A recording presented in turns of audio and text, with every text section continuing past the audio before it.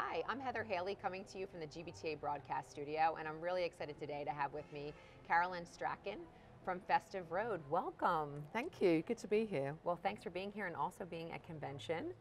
So let's talk a little bit about the fact that GBTA Ladders program expanded into Europe and you got to be a mentor. What did that experience, what was it like for you?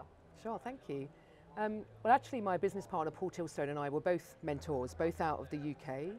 And it's a really big part of our company as well. We have this hashtag Be the Road, which the new millennials love, that we talk in hashtags. Yeah. And Be the Road to us is about being the future. So of course, us mentoring the future talent in the industry is really important to us.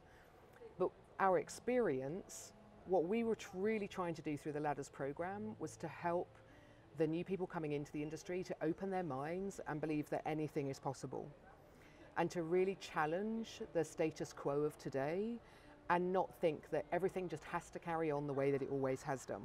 So rather than it just be about the competition, the challenge that Ladders teams were set, it was more about really elevating them and helping them think in their everyday jobs. And the most wonderful feedback we got was an email from our team members saying, you really helped me stand up to my executives. I now feel like I have an opinion. I now feel like I count, which is wonderful. It's exactly what the program is about. It is. We so much need that in our industry, but in business in general. You know, people that can guide and educate. That's terrific.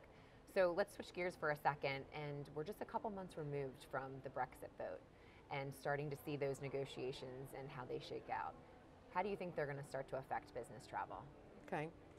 So Brexit we're a year on now, but interestingly today as we sit here, today is the first day of negotiations. Oh yeah. So it's all over the press today, which is really interesting timing. To be very honest with you, as a Brit, I have a bit of Brexit fatigue. And we still have potentially 2 years of negotiations to come. But we get asked this question a lot from both the buyer and the supplier community. And if you think of the EU at its absolute core, it's about the free movement of people, goods and services. That's what we are in business travel, right? The free movement of people. So we think there's going to be a direct impact and an indirect. So if I think of the direct impact, that's going to be border control. So may we see a future whereby for British people traveling within Europe, they're going to need an ESTA equivalent like when we come to the US. So will there be border restrictions? Potentially, who knows? They're negotiating these things. Yep. Even down to airspace, the UK versus the European airspace, and legislation like delays and compensation, that's EU versus the UK. So there's a lot of these items that really need to be negotiated and thought through.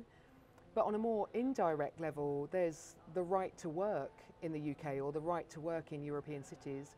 And if I think of the hotel industry in London particularly, it's a very transient population made of people from all over the European Union. So what impact will that have? And there's talk of trying to protect that worker community. So we haven't seen any immediate impact on business travel. Probably the only one we have seen is the impact on budgets. So traveling now into Europe for the Brits is more expensive, but traveling from Europe into the UK is now cheaper. So if you're a headquartered UK company with a GBP budget, it's a bit of an impact for you, but coming the other way, times are good for you. Right.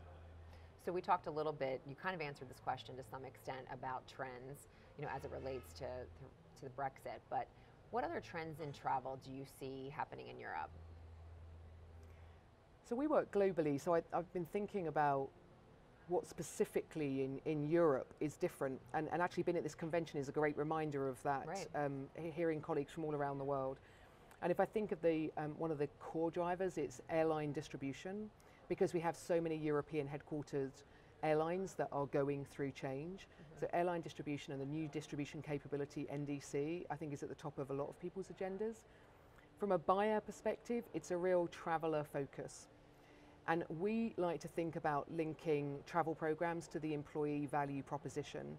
So how does a great travel program impact traveller or employee engagement and retention? So we're trying to take the discussions up a level and really get the focus on the traveller. But from a supplier perspective, we have a lot of suppliers asking us to help them with next level relationships. So how do they move from a potentially commoditized relationship today to a more strategic relationship? What does that look like? What are the components? and it's really rethinking that relationship, and at times rethinking actually the business travel proposition as well. Yeah, I agree completely. Thank you so much for sharing your insight and for being here with us today. You're welcome. I'm Heather Haley from the GBTA Broadcast Studio. Thank you.